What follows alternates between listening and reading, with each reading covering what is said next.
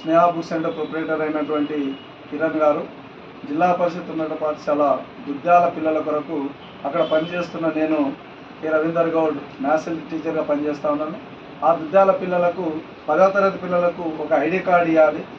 Private పాఠశాలలో అన్ని హంగులతో ఇటువంటి వాటి మోజులో పడి పేరెంట్స్ అందరూ కూడా ప్రైవేట్ బడులకు పంపుతున్నారు.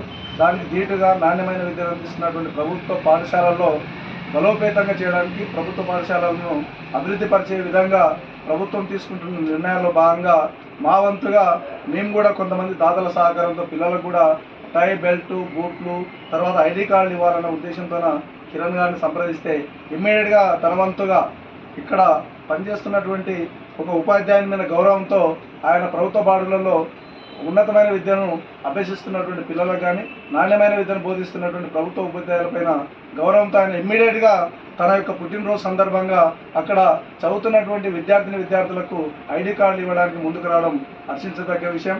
ఈ సందర్భంగా మరి ఇక్కడికి వచ్చేసినటువంటి హర్విల్ ఫౌండర్ మరి మురారి గారు, అదేవిధంగా తెలంగాణ విద్యావంతుల వేదిక వికారాబాద్ జిల్లా కోశాధికారి గౌరవం గోపాల్ గారి సహకారంతో ఆయన ఇటువంటి దాతృత్వ గుణాన్ని ప్రదర్శించడం అభినందనీయమని చెప్పి తెలియజేసుకుంటూ ఈ సందర్భంగా కిరణ్కు ప్రత్యేకంగా కృతజ్ఞతలు తెలియజేస్తున్నాను.